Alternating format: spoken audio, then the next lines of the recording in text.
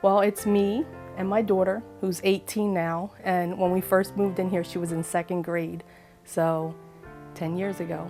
We have 2 cats and a dog, so it's the 5 of us. I have 3 brothers and a sister. My mom was a single mom. I just remember living in apartments and trailers, and I just never thought, even considered owning my own home. That just wasn't a dream or anything that I ever had. Before I owned the home, I was working a full-time job and a part-time job on the weekends, and we were struggling. I mean, has always ever been my income. So I was paying for 8-year-old for childcare, had to pay for the apartment, had to pay for transportation, and all of the utilities. So we didn't have much money at all. Once I moved into the Habitat house, my mortgage was a lot cheaper than my rent. Basically, just from moving from the apartment to the house, I could quit my part-time job.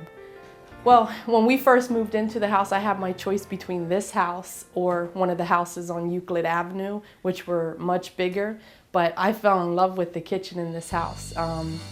And that's even before I like to cook as much as I do. But the sun was shining, and most of the sun comes in this room, so it was just beautiful, and I fell in love with it. Now I do a lot of cooking in here. TL calls me Babe Flay. Well, I mean, I just remember just being so blessed by all the people who donated their time. There was a lady who volunteered her time. She used to come in faithfully to Habitat and just donate time.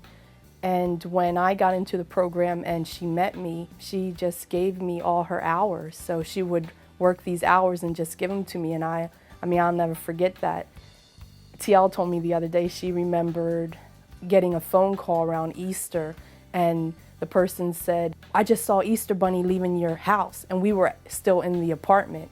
Then we come over here, we rush over here, and there's this Easter basket in the middle of my floor, and I'm like, wow, that's fun. I believed it. As I was working on my sweat equity hours, I would bring my daughter over here with me, and she would play with the neighborhood kids. I was 7 or 8, and I didn't know how to ride a bike, and like they all got together and taught me how to ride a bike. One of the neighbors down the street, they invited us for spaghetti dinner before we even moved into the house.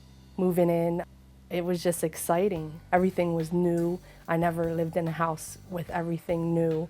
You know, I never had that experience before. I have something to pass on to my daughter, and even if 15, 20 years from now I decide to sell this house, you know, that's still like a large down payment that I'm going to be able to put on another house. So, I mean, she'll always have some place to go. So that's something that I'll always leave for her, the home.